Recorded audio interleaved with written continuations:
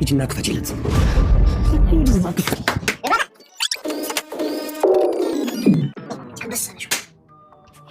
ይሄ ሸለፈት ነው ሲፎክር ነበረው።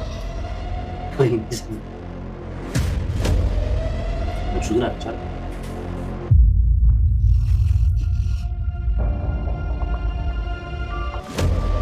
ጭራሽ ከኔ ጋር ይፎካከራል። ትንፋሽ ወይ ነበር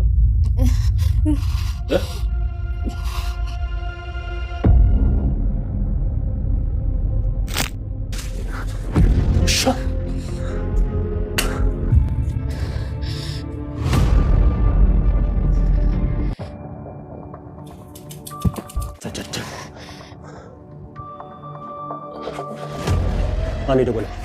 ማህሌት ናት። እንኳን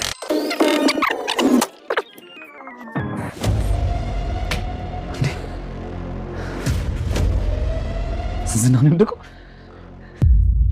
ሞገስ ነግሬ ነበር። ዝና መድብል የሞተ መስሎ ሲዝናና ለዚህ አቅምህ ነው ወይ ከኔ ከዝና ብዙ ያበበ ደንበሳ ልጅ ጋር ስትጋፈጥ የነበረው ከዚች ለማታልፍ እያለ ሲኩራራ ነበር። እንግዲህ ራሱ በራሱ ወጥመድ የወደቀው። ሰላም ሰላም፣ ውድና የተወደዳችሁ ውድ ቤተሰቦች እንደምን አላችሁ? በያላችሁበት የዓለም ዳርቻ ሰላማችሁ በዘት ተረፍ ይበል እያልን ዛሬም በአዲስ መተናል። እናንተም በቅንነት ላይክ፣ ሼር፣ ሰብስክራይብ እያደረጋችሁ ቤተሰብ አድርጉን። በባለፈው ክፍል እንዴት ተመለከት ነው ምሳሌ ተከታታይ ድራማ ኤፍራታ ዝና አስፈራርቷት አስገድዷት የማትሰጪው ከሆነ ትዕዛዜን የማትቀበይ ከሆነ ከነ ነፍስሽ እቀብርሻለሁ ሲላት ነበር። በሀሳቡ ተስማምታ መድብልን ለመግደል እንግዲህ መርዝ ተቀብላ ወደ ቤቷ የሄደችው። መድብልንም ማህሌት መረጃ እንዳስቀመጠች ነግረው ከቤት እንዲመጣ ካደረገችው በኋላ መድብል ደግሞ ስላመናት ምንም ሳይጠራጠር መጥቶ ነበር። እናም እንግዲህ መጠጦቹን ካስመረጠችው በኋላ ፊቷን አዙራ መርዙን ከመረዘች በኋላ ነበር ብርጭቆውን የሰጠችው። እና መድብልም ከመጠጣቱ በፊት ወሬ ጨዋታ ይዞ ስለነበረ በዛ ላይ የኤፍራታ ሁኔታ የሚያስታውቅ ስለነበር ሳይጠጣው ትንሽ ቆይቷል። ኤፍራታ እየተንቀጠቀጠችና እየፈራች ነበር። መድብልም ለመጠጣት ከንፈሩ ጋር እያደረሰ 2-3 ጊዜ መልሶታል። በስተመጨረሻም እንግዲህ የዝና ስልክ ተደውሏል ማለት ነው። መድብል ስልኳ ሲጮህና ስትደናገጥ ድንገት እንዳጋጣሚ አይቶት ስለነበር ዝና ነው አይደል የደወለልሽ ሲላትም እንዳልሆነ ስትናገር ስልኩን አምጪው ብሎ ሲቀምቷ ሲያዩ ነበር ዝና እንደሆነ ያወቀው። እንድትደውልለት ነግሯታል። እሷም እንግዲህ ይገለኛል፣ አስገድዱኝ ነው፣ በጣም ይቅርታ እያለችው ነበር። እሺ ይሄንን የቀዳሽን የራስሽ ጠጪ ብሎ ሲያስገድዳት እኔ ከምግትሽ በፊት ጠጪው ብሎ ይዟት ነበር። እኔ አልጠጣውም መርዝ አለው እያለችው ነበር። ስላመንኩሽ ስንት ነገር ስንት ሚስጥሬን ካጫወትኩሽ ተስፋ የለኝም፣ ምናልባት አንቺ ተስፋ ከሰጠሽኝ እያልኩ አርቄ እያሰብኩ ስንት ነገር እያማከርኩሽ እንዴት እንደዚህ ታረጊኛለሽ? እንዴት ከጀርባዬ ትወጊኛለሽ? ብሏት ነበር። እሷም አስፈራርቶኝ ነው ከነ ነፍስሽ ቀብርሻለሁ ብሎ ስላስፈራራኝ ነው ስትለውም ቀድመሽ ለኔ ልታማክሪኝ ትችይ ነበር፣ ስለዚህ ራስሽ ጠጫ ሲላት እባክህ አልጠጣም መርዝ ነው ብላ ነበር። እና እንግዲያስ እኔ ምልሽን ካላደረግሽ እሱን ስትፈሪ እኔ ገልሻለሁ ብሏታል። እሺ ምን ላደርግ ብላ በሐሳቡ ተስማምታለች። ለዝና ደውይለትና እንደጠጣሁት ፌንት እንደነቀልኩ ተነግረዋለሽ ብሏት ነበር። ያላትንም ስታደርግ ዝና ደስ ብሎት እንግዲህ አመስግኗታል። አንቺ ጀግና ነሽ፣ ማህሌት በተፈጠረችበት ነው ወይ አንቺም የተፈጠርሽው እያለ ሲያሞጋግሳትና ሲክባት ነበር። እንግዲህ ዝናም ፎቶ ካላክሽልኝ አላምንም ብሏት ስለነበር መድብልም ተኝቶ ፎቶ አንስታ ልካለት ነበር። ፎቶውን ሳይ ደግሞ የበለጠ ደስ ብሎት ሲያሞጋግሳት ከቆየ በኋላ አሁንና ቶሎ ካልመተህ ወደ የምታረግበት ማረግ አለበት፣ ካልሆነ ግን እያለችው ነበር። እኔ ሬሳ አንሺ አይደለሁም፣ ሰው ልክልሻለሁ፣ አንቺና ማህሌት ናችሁ የምልክላችሁ ቦታ ተወስዱታላችሁ ብሏት ነበር። እሷም መድብል ያላትን ብለዋለች። እንደዛ የማታረግ ከሆነ ሆስፒታል ወስደዋለሁ እንዲተርፍ አረጋለሁ ብለው ነበር። እንደዛ ብታረጊ ተጠርጣሪዋ የመጀመሪያዋ የምትያዥ አንቺው ነሽ ሲላትም እሷም ምናልባት በህይወት ከተረፈ ቅጣቴ ይቀልልኛል፣ ለቤተሰብም አሳውቃለሁ፣ ለፖሊስም አመለክታለሁ ስትለው እሺ በቃ መጣለሁ ብሎ በሐሳቧ ተስማምቶ ነበር።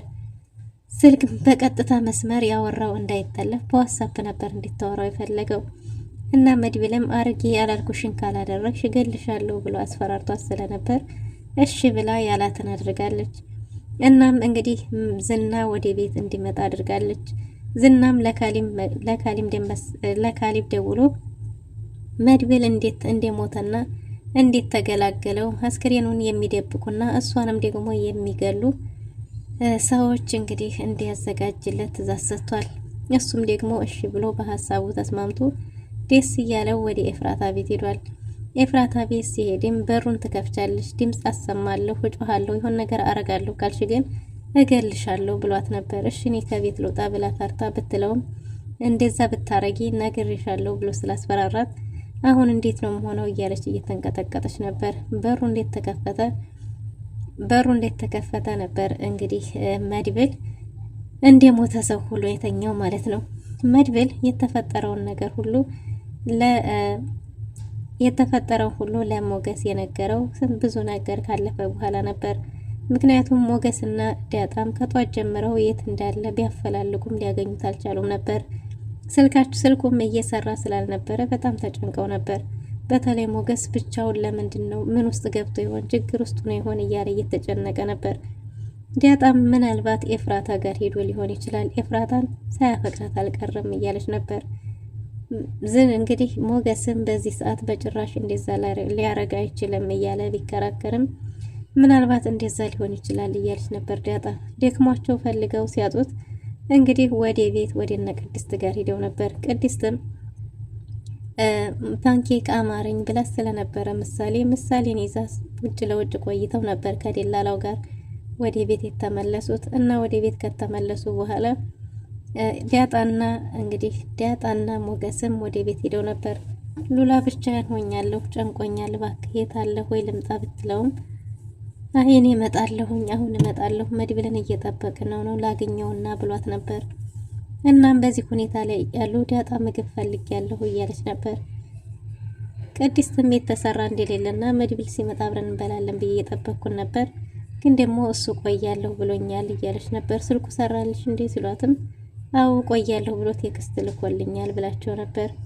ዳጣ እንደራባት ስትናገር እሺ በቃ እኔ ምግብ እሰራለሁ ብላ ቅድስት ምግብ ለመስራት ጉድ እያለች ነው። ዳጣና ሞገስም ቁጭ ባሉበት መድብል ስልክ ደውሏል። መድብል ስልክ ሲደውል እጅግ በጣም ተደናግጦ ምንድነው ምን ውስጥ ነው ያለው እንዴት ነህ እያለው ነበር። እሱም አንድ ትእዛዝ ሰጥቶታል። በዋትስአፕ የላኩልህን ገዝተህ ና ቶሎ፣ ያለሁት ኤፍራታ ጋር ነኝ። እናም የላኩልህን መርፌ ገዝተህ አሁን ና ቶሎ፣ ዝና ወደዛ እየመጣ ነው እያለው ነበር። ዳጣ ግን ደግሞ ዝና መቼ ነው ተይዞ የማየው እንደ ማለት በእግር ብረት ታስሮ እያለች ነበር። እሱ ቀን መች ነው የሚሆነው እያለች ሞገስ ጋር እያወሩ ነበር። ሞገስም እርግጠኛ ነኝ አንድ ቀን ታየዋለሽ፣ አንድ ቀን እንይዘዋለን እያሉ ነበር። እና ዳጣ መረሱ በጭራሽ የሚያዝ ነገር አይደለም እያለች እንግዲህ ስለሱ እያወሩ ሳለ ነበር መድብል የደወለው። አሁን እንግዲህ ዛሬ ዝና ይያዛል፣ ስለዚህ ነይ እንሂድ ብሏት ነበር። ዳጣ ግን እኔ እኮ ለዝና ሲሆን መፍራትን እንጂ ጀግንነትን መፍትሄን አላቅም፣ ስለዚህ እኔ ይቅርብኝ፣ በዛ ላይ ርቦኛል፣ ምግብ ሳልበላ አልሄድም ብላለች። አንቺ መላታጭም አብረን እንሂድ ብላትም ለዝና ሲሆን ምንም አይነት መላ እንደሌላት ከመፍራት ውጭ ሌላ እንደማታቅ ተናግራ በቃ እዚሁ ሲመጣ ባዩ ይሻላል ይቅርብኝ ብላ አልሄድም ብላለች። ሞገስ ብቻውን እግዛ የተባለውን መድኃኒት ለመግዛት ወደ ፋርማሲ ሄዶ ከፋርማሲ ወደ ቤት እየሄደ ነው። ዝናም እንግዲህ ልሄድ አልሄድ እያለ መላ እየመታ ነበር። እናም በስተመጨረሻም እንግዲህ ኤፍራታንም የሚያስወግዱ ሰዎች እንደሚመጡና ዝና መድብልንም ሬሳ የሚያነሱ ሰዎችን ከተነጋገረ በኋላ ወደ ቤት በኩራት አገራማን ብሎ እየተንቀባረረ በሄደበት ነበር ይሄ ሁሉ ነገር የተፈጠረው። በስተመጨረሻም እንግዲህ ዝና ወደ ቤት ሲመጣ መድብል እንደሞተ ሆኖ ተኝቶ ነበር። ዝናም ይችን ትንኝ የምታክል ሰውዬ ከኔ ጋር ስትጋፈጥ ለዛ አቅምህ ነው ወይ እንዲህ ለመዘርጋት ነው ወይ እያለ እያቀራራ ነበር። ኤፍራታ ደግሞ እየተንቀጠቀጠች ነበር። ጀግና ነሽ አኮራሽኝ እያላት ነበር እንግዲህ እያሞጋገሳት ሳለ ዝናም ዙሪያውን እየዞረ እያየው ነበር። አንዴ ከእግሩ አንዴ ከጭንቅላቱ እያለ ለዚህ አቅምህ እንዲህ ልትገለበጥ ከኔ ጋር ባትሳፈጥ ከማይገጠም ሰው ጋር ገጠምክ እያለ ጀግንነቱንና ጉራውን እየደረደረ ባለበት እንግዲህ መድብል ቀጥ ብሎ ጠቅ ሲያደርገው ነበር የተዘረጋው። ዝና ብዙ ያን የሚያክለው ቀብራራውና ጉረኛው ዝና ራሱን ስቶ ወድቋል። ኤፍራታ እጅግ በጣም ተደናግጣለች፣ እየተንቀጠቀጠች ነው። መድብል ደግሞ አንድ ድምጽ ብታሰሚ አለቅሽም ብሎ ስላስፈራራት አፏን አፍና እየተንቀጠቀጠች ዝም ብላለች። ደግሞ እነዚህ ቀሩ እያለ መድብል ሞገስን እየተጠባበቀ ይገኛል። ትንሽ ቆይቶም ሞገስ እንግዲህ ወደዛ ቤት እሱም ሄዷል። ማህሌት እንዳትመጣ አድርጊ ደውይና ብሏት፣ ማህሌትም ደውላ መድብል እዚህ እንደሌለና በዛ ላይ ደግሞ ኤፍራታን ቤት ውስጥ እንዳልሆነች ቁልፍ እንዳላስቀመጠችላት ነግራታለች። ትንሽ እንዲጠብቃት ስትመጣ እንደምታሳውቃት ነግራት ስልኩን ዘግታለች። መድብልም እዛው ቆሞ ከማን ጋር እንደገጠም ካታቅም እያለ እሱም በምላሹ እየፎከረ ነበር። ሞገስም ግዛ የተባለውን መርፌ ገዝቶ ሄዷል። ሞገስም ያን የሚያክል ሰው ወድቆ ሲያየው ዝና ነው የወደቀው እያለ ነበር። አንተ ነህ የወደቀው እያለ ዙሪያውን እየተሽከረከረ እየተመለከተው ነበር። ውድና የተወደዳችሁ ለዛሬ የነበረን ቆይታ ይህን ይመስል ነበር። በቀጣይ እንግዲህ ዝና ወይ ይነቃል ወይስ ደግሞ ተሳክቶላቸው ይይዙታል የሚለውን ይዘን የምንመጣ ይሆናል። ለዛሬ የነበረን ቆይታ ይህን ይመስል ነበር። መልካም ጊዜ